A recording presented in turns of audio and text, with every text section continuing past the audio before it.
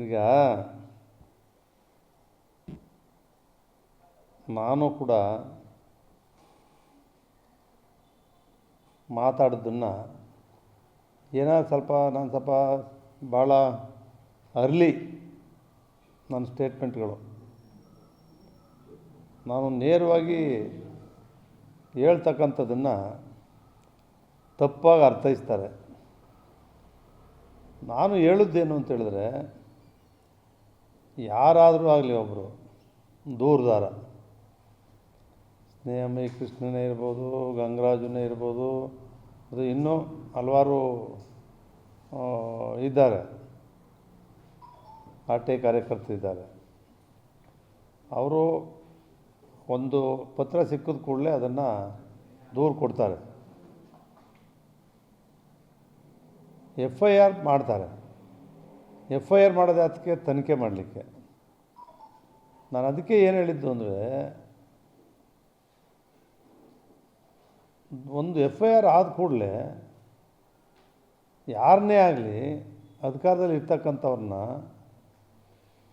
ಸಿದ್ದರಾಮಯ್ಯನವ್ರನ್ನೇ ಮುಖ್ಯಮಂತ್ರಿ, ರಾಜೀನಾಮೆ ಕೊಡಿ ಸ್ಲೋಗನ್ ಇದೊಂದೇ ಆಯ್ತಲ್ಲ. ಯಾರಾದರೂ ಒಂದು ಇವತ್ತಾದರೂ ಕೂಡ ಲೋಕಾಯುಕ್ತ ಯಾವುದೇ ಸಾಕ್ಷಿಗಳೇ ಇಲ್ಲ ಅಂತ ಏನು ಹೇಳಿದ್ದಾರೆ, ಅದಕ್ಕೇನು ಸಾಕ್ಷಿ? ಸಿದ್ದರಾಮಯ್ಯನವ್ರಿಗೇನು ಸಂಬಂಧ? ಅವ್ರ ಹೆಂಡತಿ ತಮ್ಮ ನನಗೆ ಗೊತ್ತಿರೋ ಹಂಗೆ ಭಾಳ ಹಿಂದೆ ಭಾರಿ ದೊಡ್ಡ ರಿಯಲ್ ಎಸ್ಟೇಟ್ ಏನು ಮಾಡ್ತಿರಲಿಲ್ಲ. ಅವನು ಒಂದು 10-15-20 ಎಕರೆವರೆಗೂ 20-25 ಎಕರೆ ರಿಯಲ್ ಎಸ್ಟೇಟ್ ಮಾಡಿರ್ಬೋದು ಆಗಿನ ಕಾಲದಲ್ಲಿ. ಆ ಸಂದರ್ಭದಲ್ಲಿ ಯಾರಾದರೂ ಲ್ಯಾಂಡ್ ಪರ್ಚೇಸ್ ಮಾಡೋರು ಏನು ನೋಡ್ತಾರೆ?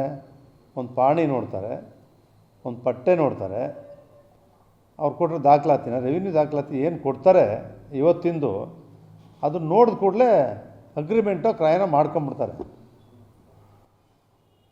ಅದಾದಮೇಲೆ ಹಿಂದಿನ ದಾಖಲಾತಿಗಳನ್ನು ತೆಗೆದು ನೋಡಿದಾಗ ತಾತನ ಕಾಲದಿಂದ ಹಿಂದೆ ಯಾವನಿಗೋ ಸಾಗುವಳಿ ಆಗಿರ್ತದೆ, ಅವನು ಯಾರಿಗೋ ಮಾರಾಟ ಮಾಡಿರ್ತಾನೆ, ಅವನಿಂದ ಇನ್ನೊಂದು ಆಗಿರ್ತದೆ.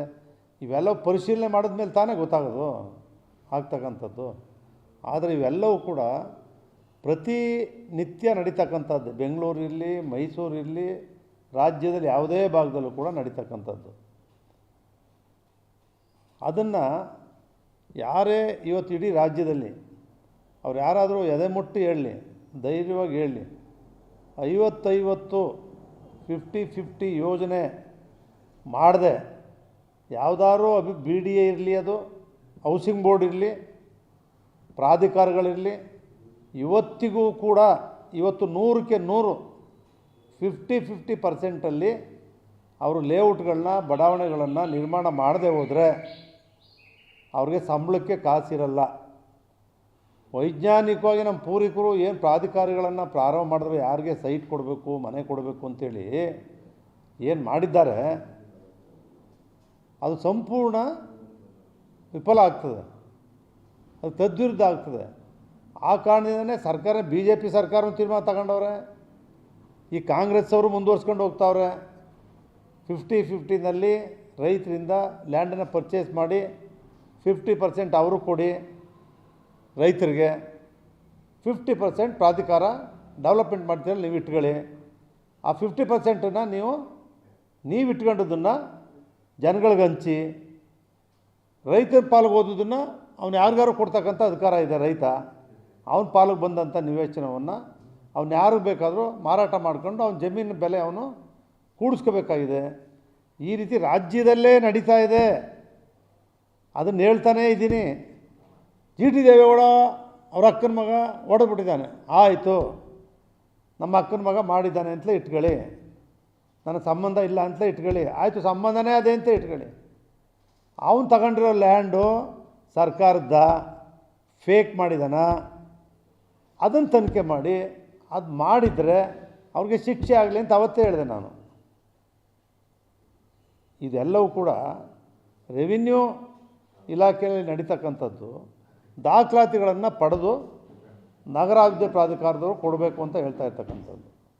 ಅವ್ರು ಹೇಳ್ತಕ್ಕಂಥದ್ದು ಏನೋ ವ್ಯತ್ಯಾಸ ಆಗಿದೆ, ಯಾವ ವರ್ಷದಲ್ಲಿ ಹಿಂದೆ ಬಡಾವಣೆಗಳನ್ನು ರಚನೆ ಮಾಡಿರ್ತಾರೆ ಆ ವರ್ಷದ ಬಡಾವಣೆಯಲ್ಲಿ ನಿವೇಶನ ಕೊಡಬೇಕು ಅಂತ ಹೇಳಿ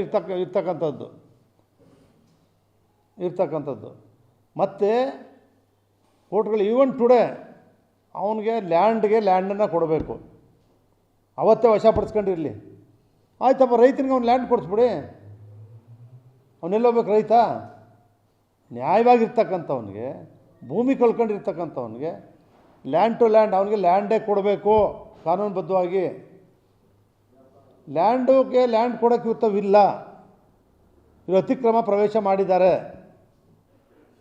ಪ್ರವೇಶ ಮಾಡ್ಕೊಂಡಿದ್ದೀರಿ, ಅಥವಾ ಮಾಡೇ ಇಲ್ಲ, ಇವತ್ತಿಗೂ ಜಮೀನಿದೆ ಒಳಗಡೆ, ಅಥವಾ ಹೊರಗಡೆ ಇದೆ. ಅವನು 50-50 ಕೊಟ್ಟೇ ಲೇಔಟ್ಗಳು ಮಾಡಬೇಕು. ಇವರ ಉದ್ದೇಶ ಏನಿದೆ, ಹೊಸ ಬಡಾವಣೆಗಳನ್ನು ನಿರ್ಮಾಣ ಮಾಡಿ ಅದು ಮಧ್ಯಮ ವರ್ಗದವ್ರಿಗಿರ್ಬೋದು, ಬಡವ್ರಿಗಿರ್ಬೋದು. ನಾವು ಹೌಸಿಂಗ್ ಬೋರ್ಡಲ್ಲಿ ಲಕ್ಷಾಂತರ ನಿವೇಶನ ಕೊಟ್ಟಿದ್ದೀವಿ ನಾವು ಮಾಡಿ. ಆ ರೀತಿ ಮಾಡ್ತಕ್ಕಂಥದ್ದಿರುವಾಗ ಒಬ್ಬ ಮುಖ್ಯಮಂತ್ರಿಯಾಗಿರ್ತಕ್ಕಂಥ ಸಿದ್ದರಾಮಯ್ಯನ ಬಾಮೈದ ಅನ್ನೋ ಕಾರಣಕ್ಕೆ ಇಡೀ ದೊಡ್ಡ ಆಂದೋಲನವನ್ನು ಮಾಡ್ತಕ್ಕಂಥ ಸಂದರ್ಭದಲ್ಲಿ ನಮಗೇನಾಗಿದೆ, ಮಾಧ್ಯಮಗಳು ನಾಯಕರು ಹೇಳೋದನ್ನು ನೀವು ಹೇಳ್ತೀರಿ, ಅವ್ರು ಹೇಳಿದ್ದಾರೆ ಅಂಥೇಳಿ.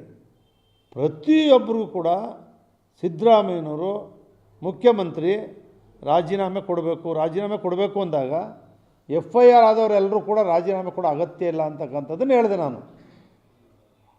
ಅದರಲ್ಲೂ ನಾನೇನು ಹೇಳಿದೆ, ಅಶೋಕ್ ಅವ್ರ ಮೇಲೆ FIR ಇದೆ, ಕುಮಾರಸ್ವಾಮಿ ಅವ್ರ ಮೇಲೆ FIR ಇದೆ, ಸಿದ್ದರಾಮಯ್ಯನವ್ರ ಮೇಲೆ ಇದೆ. ಕೊಟ್ಟರೆ ಇವರೆಲ್ಲರೂ ಕೊಡಬೇಕಾಗ್ತದೆ. ಕೇಂದ್ರದ ಮಂತ್ರಿಗಳ ಮೇಲಿದೆ, ಕೇಂದ್ರದ ಹಾಲಿ ಸಚಿವರುಗಳ ಮೇಲೆ ಅವತ್ತು FIR ಹಾಕಿ ಮೊಕದ್ದಮೆಗಳಿದ್ದಾವೆ, ರಾಜ್ಯದಲ್ಲಿರೋರ ಮೇಲಿದ್ದಾವೆ, ಎಲ್ಲ ಪಕ್ಷದವ್ರ ಮೇಲೂ ಇದ್ದಾವೆ. FIR ಆದ ಕೂಡಲೇ ರಾಜೀನಾಮೆ ಕೊಡೋ ಅಗತ್ಯ ಇಲ್ಲ ಅಂತಕ್ಕಂಥದ್ದನ್ನು ಹೇಳಿದ್ದನ್ನೇ ನಾನು ಸಿದ್ದರಾಮಯ್ಯನವ್ರ ಪರ ಏನೋ ಮೂಡಾದಲ್ಲಿ ಮಾಡಿಬಿಟ್ಟಿದ್ದಾರೆ. ಯಾರು ಹೇಳೋರು? ಹಾಲಿ ಮೂಡಾದಲ್ಲಿ ಸಭೆಗಳಲ್ಲಿ ಭಾಗವಹಿಸಿ ಸಹಿ ಹಾಕಿ ಬಂದಿರೋರು ಈಚೆ ಬಂದು ಸ್ಟೇಟ್ಮೆಂಟ್ ಕೊಡ್ತಾರೆ. ಹಾಲಿ ನಾನು ಹೇಳ್ತಾ ಇರ್ತಕ್ಕಂಥವ್ರು ಯಾರೂ ಕೂಡ ಇವತ್ತಿನವರೆಗೆ ಅಲ್ಲಿರ್ತಕ್ಕಂಥ ನಗರಾಧಿ ಪ್ರಾಧಿಕಾರದಲ್ಲಿರ್ತಕ್ಕಂಥವ್ರು 19-20 ಜನ, 5-6 ಜನ MLAಗಳು, 3-4 ಜನ MLCಗಳು ಎಲ್ಲ ಇರೋರು ಯಾರೂ ಕೂಡ ಇದು ತಪ್ಪಾಗಿದೆ, ಮಾಡಲಿಕ್ಕೆ ಬರಲ್ಲ ಅಂಥೇಳಿ ಒಂದೇ ಒಂದು ಡೀಸೆಂಟ್ ನೋಡಿ ಇವತ್ತಿನವರೆಗೂ ಕೂಡ ಇಲ್ಲ ನಗರಾಧಿ ಪ್ರಾಧಿಕಾರದಲ್ಲಿ. ಅವರು ಕೂಡ ಇದನ್ನು ಹೇಳ್ತಾರೆ. ಅವರು ಭಾಗಿಯಾಗಿದ್ದಾರೆ ಅಂದಮೇಲೆ ನಾನು ತಪ್ಪಿತಸ್ಥ GD ದೇವೇಗೌಡ ಅಂದರೆ ಅವರು ತಪ್ಪಿತಸ್ಥರೆ.